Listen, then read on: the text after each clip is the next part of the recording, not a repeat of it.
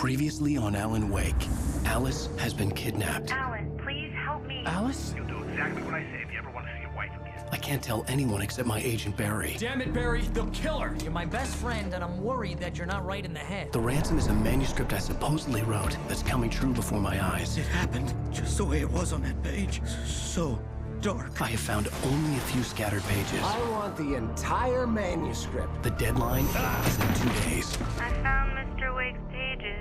Good girl. How the hell did she get her hands on the manuscript anyway?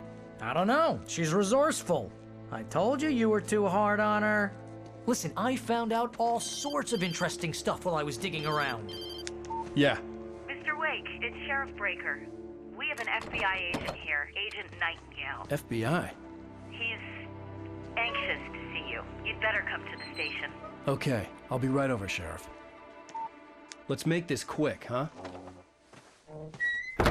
Help you folks? Name's Randolph. I'm the manager. We're looking for Rose. Works as a waitress down at the diner. Rose, sure. Nice girl. Who wants to know? I'm Alan Wake. The writer, huh? I heard on the radio you were visiting. Well, I'll show you her trailer. That Rose, she's a nice girl. Always pays her rent on time. As I was saying, Al, I found all sorts of weird stuff from the local newspaper's archives. This place is crazy. Disappearances, mysterious deaths, urban legends come true, and get this, most of this stuff takes place around Cauldron Lake. Well, you ain't wrong, mister. The Indians thought the lake was a doorway to the underworld. I'm the God-fearing type myself. I don't hold with that sort of thing. Yeah, okay. Anyway, there was an island there owned by a guy called Thomas Zane.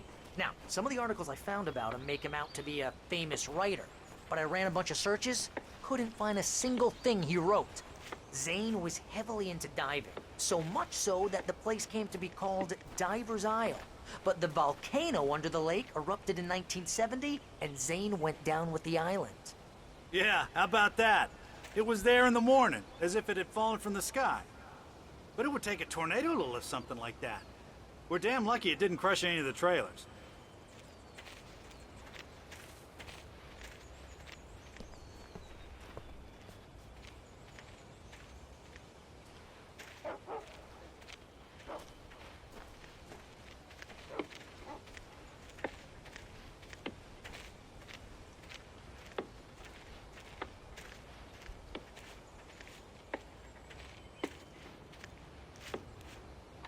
Gets better. A local girl, Barbara Jagger, drowned in Cauldron Lake just a week earlier. They were lovers. Sure, Jagger's a local spook story. The Scratching Hag comes for you in the dark. Childish stuff like that. Anyway, Al, I'm just getting to the best part. All of the articles about this stuff were written by Cynthia Weaver. I asked around, and she's that crazy bag lady you met. What, the lamp lady? She can be a little loopy, but she's not homeless or anything. Yeah, anyway, she knew both Jagger and Zane before they both died, and she had some kind of a breakdown.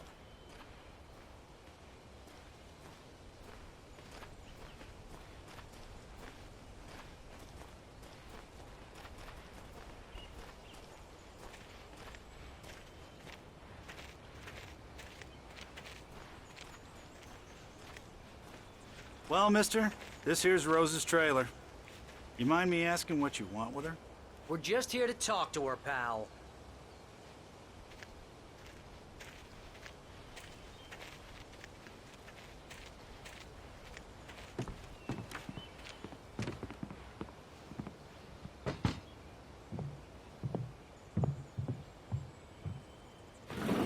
Welcome to... Oh dear, Mr. Wake.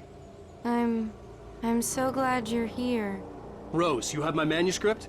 Oh. Oh yes. Yes. Please, come in. Hey, this is really good. Rose, Yes, my manuscript. I really need it. I understand. I know what you need. A muse to inspire you. Oh, for Barry? She doesn't have anything. Yeah, hey, Al. How? What's... Oh... Barry! What? What?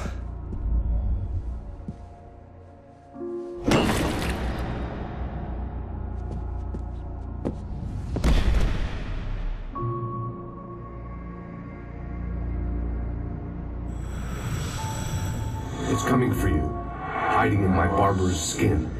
I'm too weak to stop it. You must turn the lights on. I promised I'd come visit you and your lovely wife. You must finish what you started. I insist. You must turn the lights on. Turn the light on.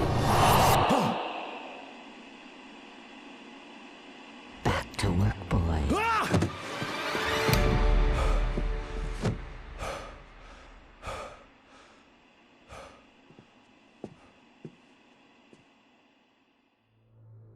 I felt nauseous, hungover.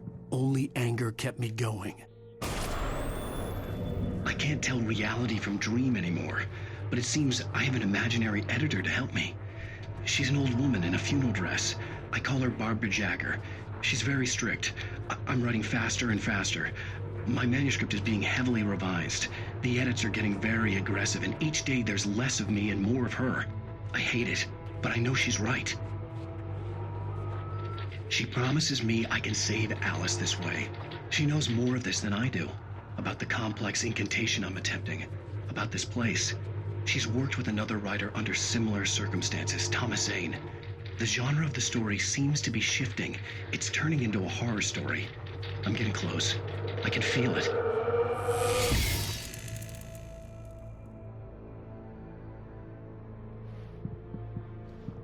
Rose took a day from me. I had less than 12 hours left to meet the kidnapper. All I could do was get Barry into the car, work something out once I got on the road. Barry was out of it. He was way too heavy to carry. You're right. I deserve more money. I'm so handsome. Welcome to the Oh Dear Diner. What can I get you today? Coffee? I couldn't work up much hate for Rose. Something had used her to get to me and left its mark. First refill is free. Milk and sugar on the counter there. Would you like to hear today's specials? Thank you. A nice day. Come back soon.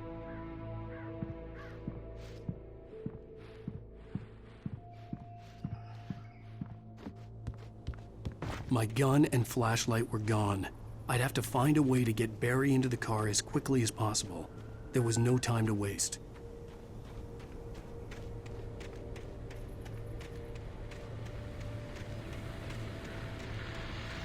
I just stepped outside to catch a breath of fresh air. Let me tell you, the weather's getting heavy. Nights like this make me especially glad I'm here talking to you and not home in bed. Once the weather takes a turn like this, I can't sleep at all. It's all tangled bed sheets and dark thoughts, punctuated by the occasional plunge into nightmare. Is it just me? Well, perhaps it is. But I hope I can make the night a little bit easier to get through. Caller, you're on KBF FM. Hey, Pat, it's Walt Snyder. What's on your mind, Walt? Well, I am the way you are, but, well, I can't sleep either, you know? I just been staring out the window here, trying to make sense of it all, but, I ain't been drinking either, you know? I just... Well, you sound like a man with a problem, Walt. I had argument with Danny, Danny, and, then I got in trouble with the law, and, I'm just, well... I heard something like that, Walt. Yeah, well, he's, Danny's my best friend, and, they let me out on bail today, and now I'm just alone here at the window, waiting. Man, there's something in the air tonight, man. I was just just outside looking up at the sky above our broadcast tower thinking the same thing. What are you waiting for, Walt? I don't know. You know, something's gonna happen. You know, I think I better go. Well, Walt, maybe... No, thanks, Pat. Well, good luck to you, Walt. Hang in there. Let's take a little break, folks. This weather's really something else.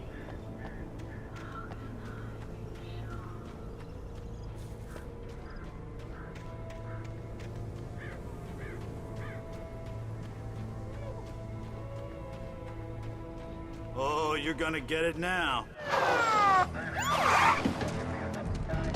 God knows what you've done to that poor girl. This is Agent Nightingale, FBI! Get him up, Hemingway! You're under arrest! You move a muscle, I'll unload right in your goddamn face! Stay right where you are, Spillane!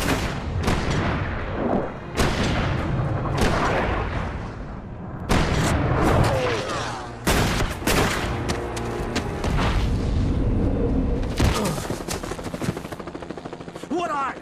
I'm standing right here, you goddamn maniac!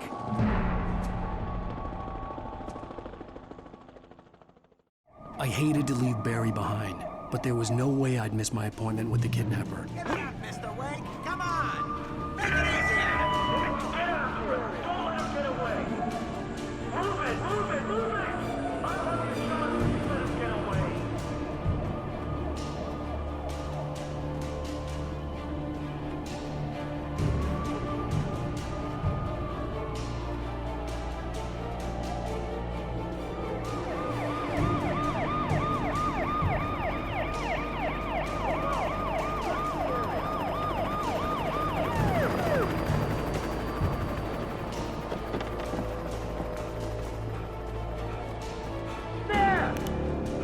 Suspect in sight!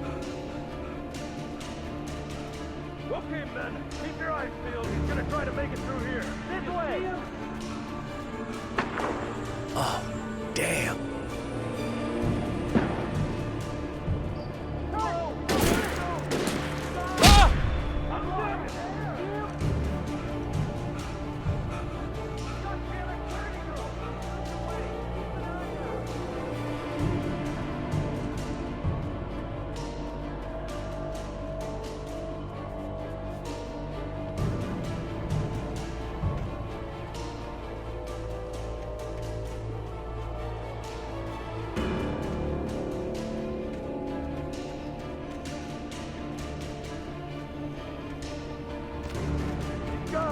Come on, guys.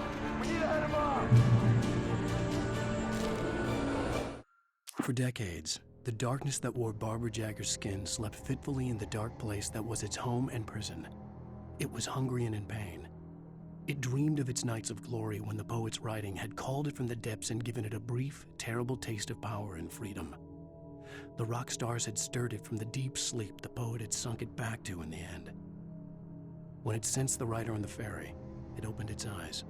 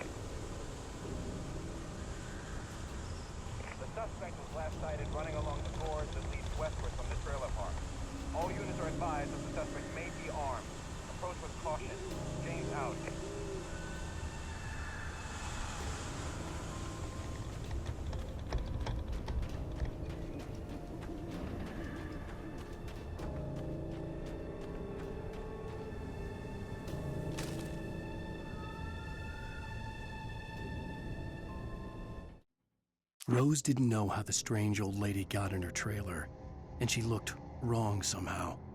The woman showed her teeth in an approximation of a smile and traced a finger down Rose's cheek. "Pretty girl," she said. Rose felt as if she was falling asleep, but her knees didn't buckle. The crone spoke in a whisper, her words ice cold and dark in Rose's ear.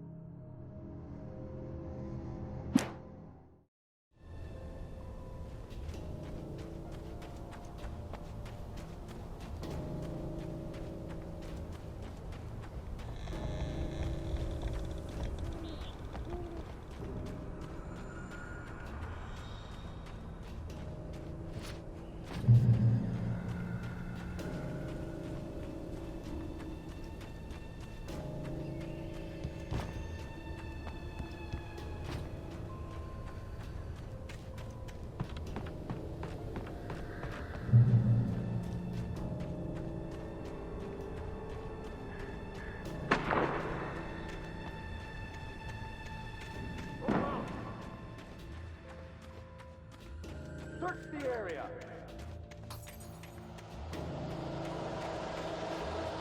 Stay sharp! This way! Over here!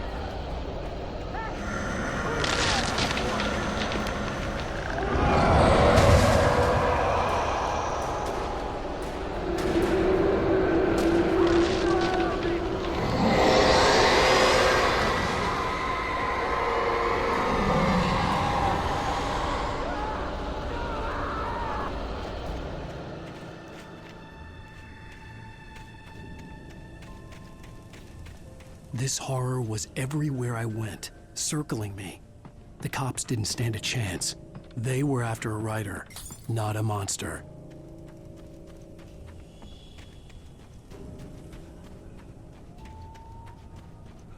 Sheriff Breaker, this is Agent Nightingale. I've lost contact with person men you assigned to me. It's Wake's doing.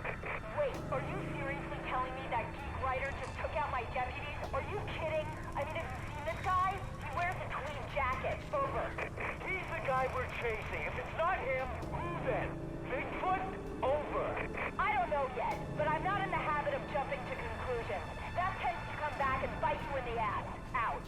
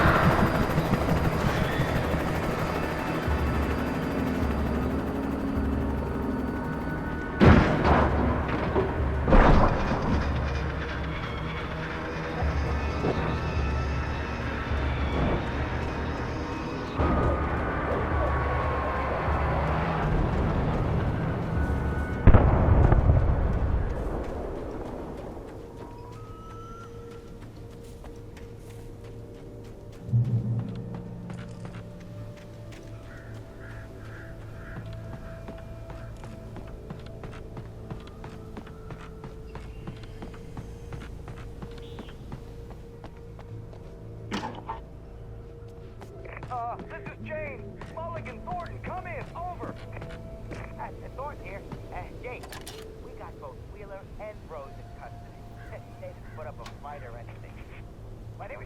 Hey, what you... Come on. Sit down and give me that. James, Mulligan here. Over. Go ahead, Mulligan. Over. We got Wheeler and Rose here.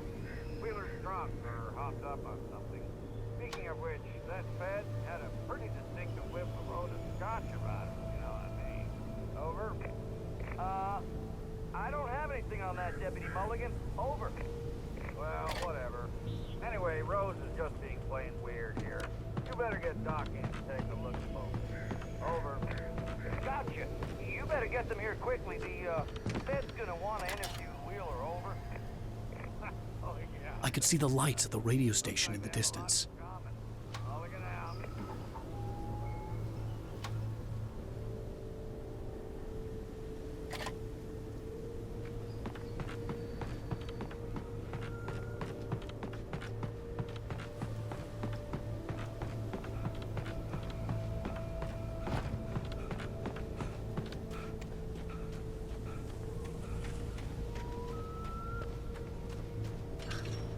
I imagined that the broadcast tower in the distance was part of the local radio station.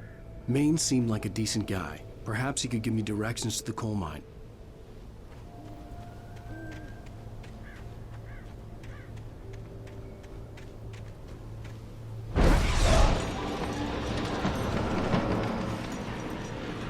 Unnatural shadows clung to the gate. The darkness that was after me was trying to stop me. I wouldn't get through without light.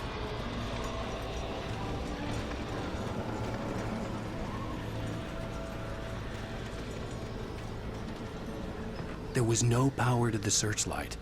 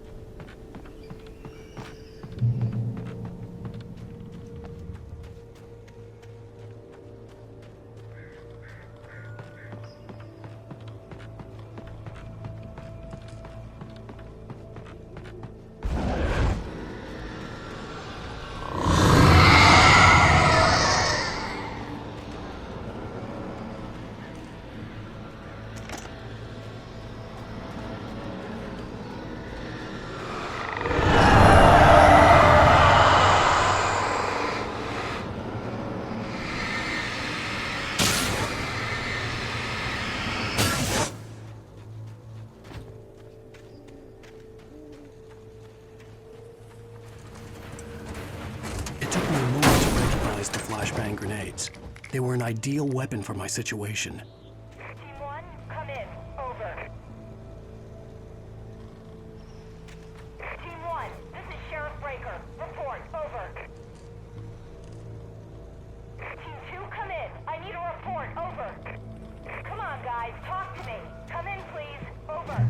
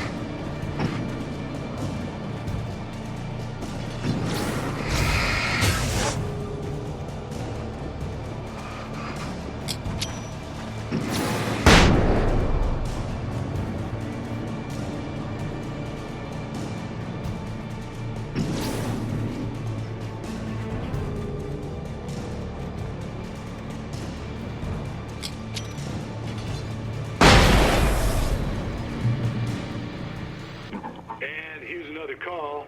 You're on KBFFM with Pat Maine. It's Milt Peabody, Pat. What's on your mind, Milt? Well, I live near the trailer park, Pat, and there's a big ruckus going on over there. Well, that's just up the road from me, too. What's going on, do you know? I don't know, but there's a bunch of police cars there, lots of sirens, a helicopter buzzing around, and I think I heard some gunshots. Gunshots? Yes, sir, like from a pistol. So can you find out what's going on? Because it's just next door and they're popping off guns there. They're still shooting? No, it was maybe 10, 15 minutes ago. It sounds serious, Pat. I'm telling you, it don't sound like no party. I'm certainly going to give the station a call, Milt. Okay. You'll hear it here as soon as I hear from them. Okay, thanks.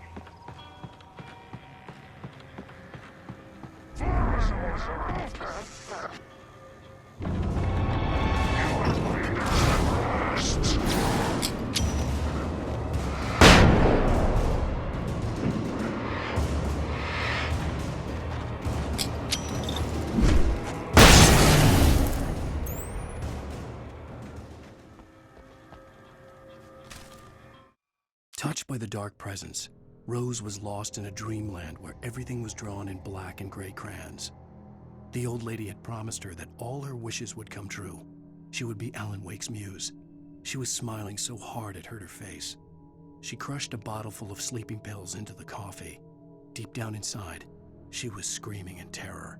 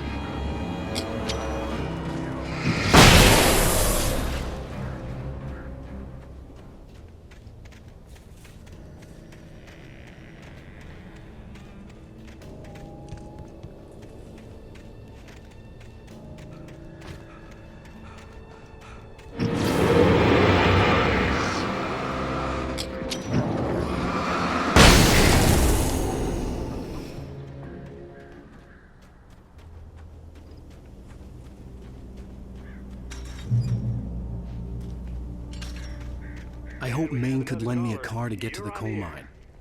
Dad, it's Lorna Miles. Oh, why, hello, Lorna. What do you have for us? Well, I just don't see why the cops bothered with the trailer park. What do you mean? It's a trailer park. Of course you're going to have trouble in a place like that. I mean, what do you expect? The sheriff should be helping us normal citizens instead of wasting resources on those people. Well, Let the trash sort themselves out. I'm sorry, but my granddaddy settled in Bright Falls in 1911. well, thank you very much for that compassionate viewpoint, Lorna. Oh, here's a little surprise. The famous writer Alan Wake just walked in. Folks, I'm going to see if I can talk him into an interview. Come on in, Mr. Wake. Oh, I'm so glad you could find the time to do this, Mr. Wake. Nowhere to run now, Dan Brown. You back away from me. Don't hurt. Whoa. Everyone calm down. Put the gun down. We're all friends here, right? Cool your jets, Nightingale. We got him. Judas Priest! What the hell's the matter with you? There's a civilian in there.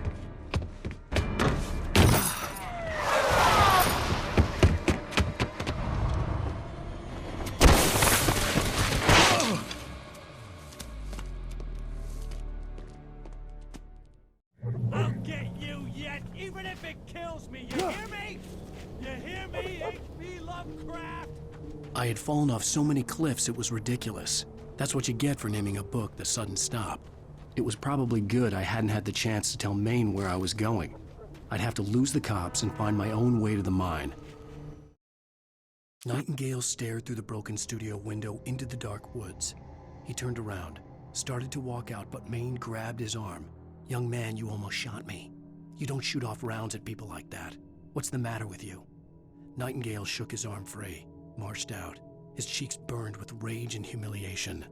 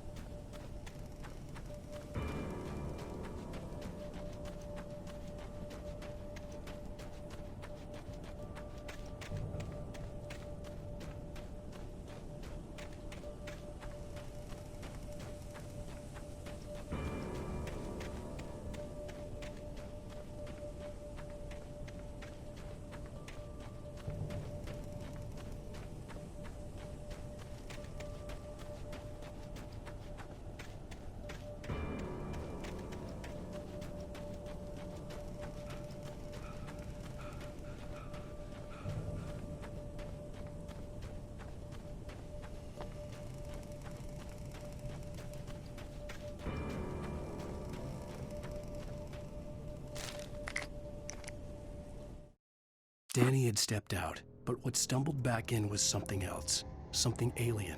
A monster. Walter tried to kill it, first with his fists, then a chair. It wouldn't die. Instead, it kept coming, unaffected by the beating it had taken. After Walter managed to kick it down the cellar stairs, fear took over. He ran, got behind the wheel, gunned the engine. The booze wouldn't make him forget, but he knew he had to try.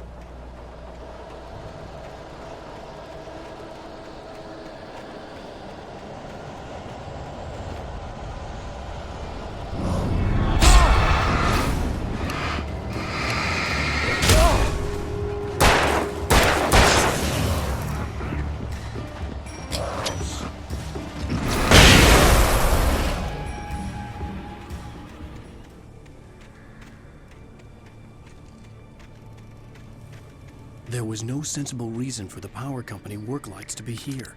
It was almost as if they'd been left for someone like me to use.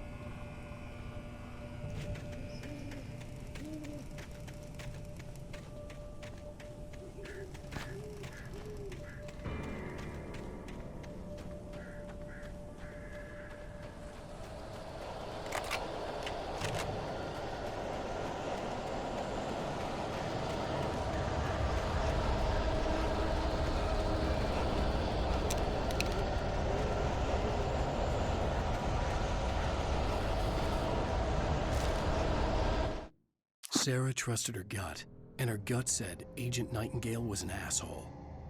He felt wrong, and it wasn't just the smell of stale booze. It was in the way he flashed his badge, pulled rank, the look in his eyes when he wanted answers. Where was Alan Wake? What was this about an accident? Where was his wife? And most importantly, why did she let Wake go? He wouldn't answer her questions. Federal business was all he'd say.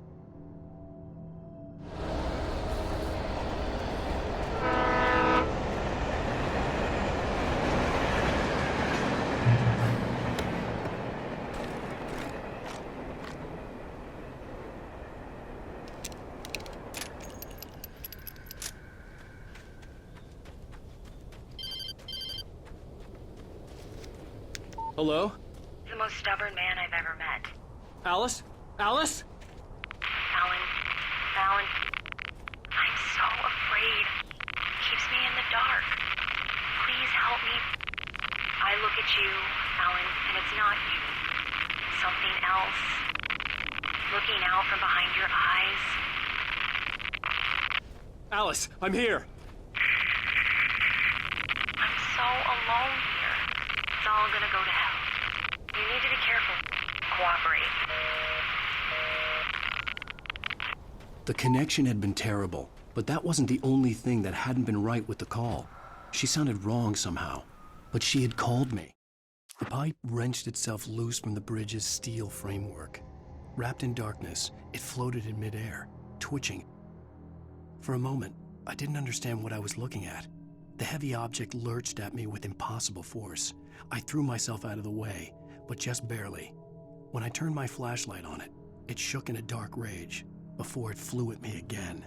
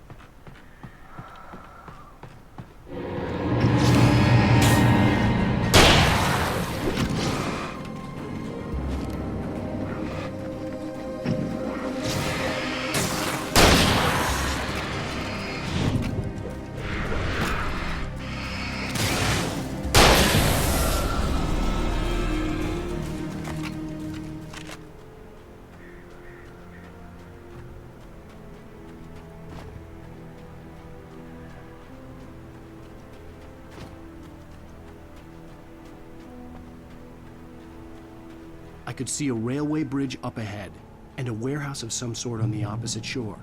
I hoped I could find a car from there.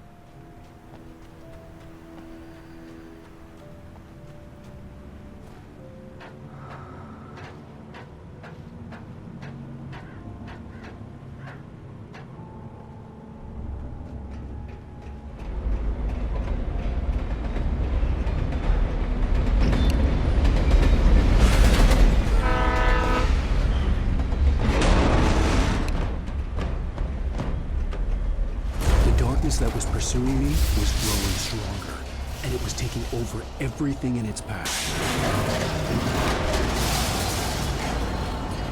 What the hell?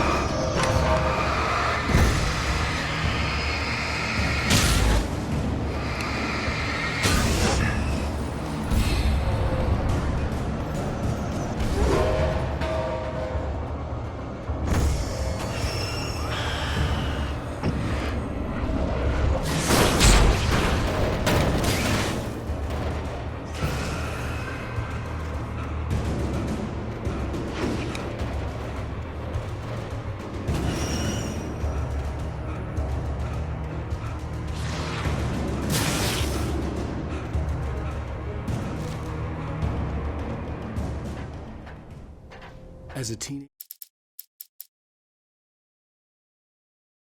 I slammed the door shut right in his smug face.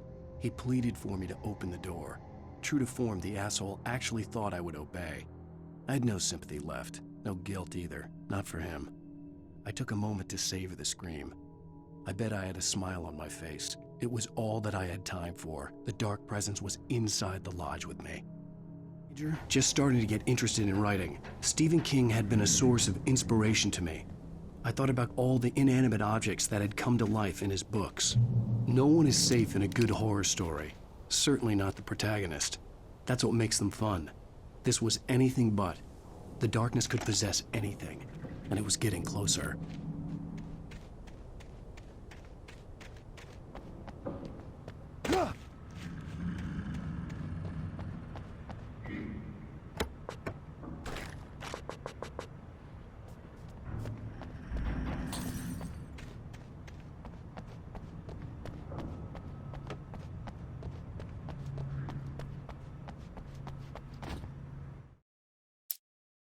The darkness surged towards me, sucking everything loose from the ground into its depths, tugging at my clothes.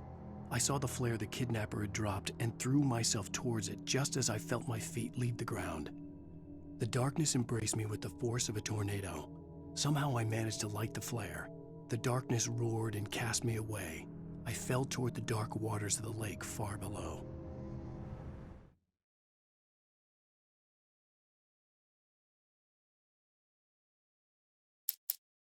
The pipe wrenched itself loose from the bridge's steep.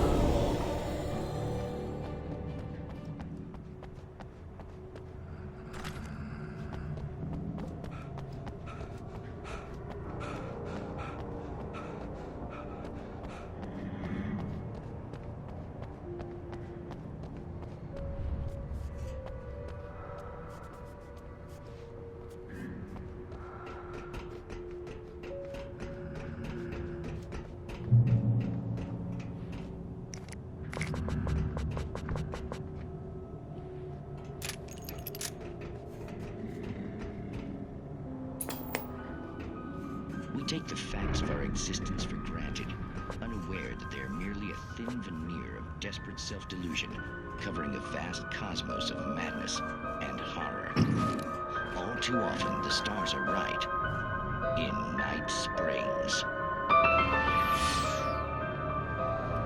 Tonight's episode, A Family Occasion.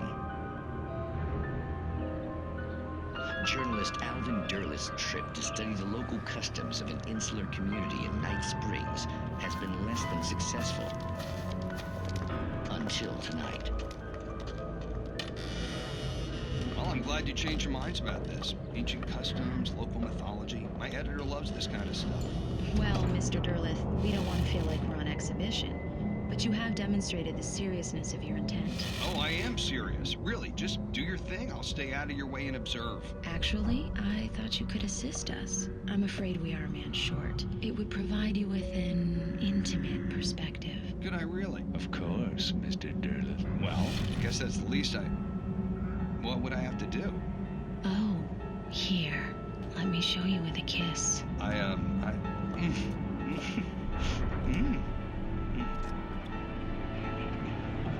What did you...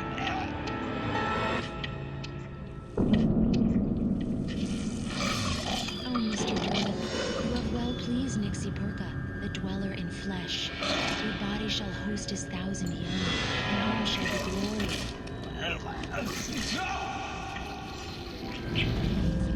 Shh, darling, be calm. Shh. Alvin Derleth learned a harsh lesson. If you go looking for mythology, it may come looking for you. And such quests always bear fruit. In Night Springs.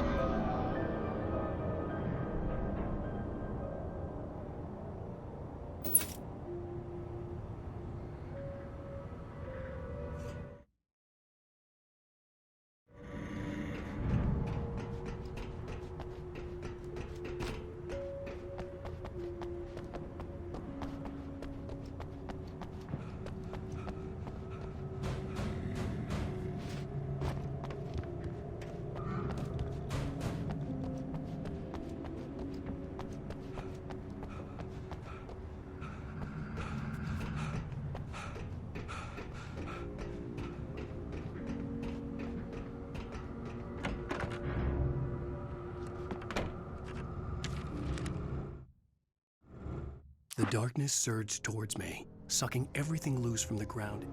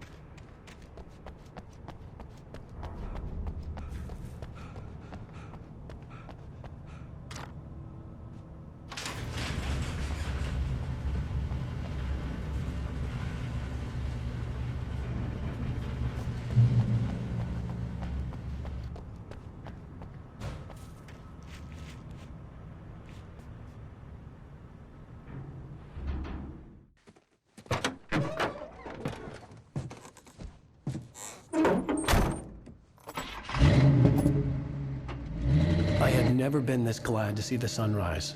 I had a couple of hours to get to the coal mine.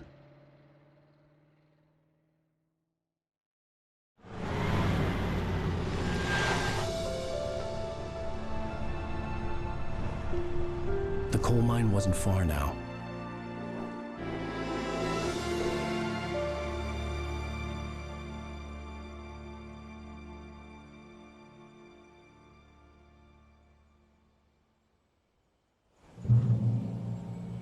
Today, I would meet the kidnapper, and he would give me Alice. I wouldn't give him any other choice. A drowning man will clutch at a straw.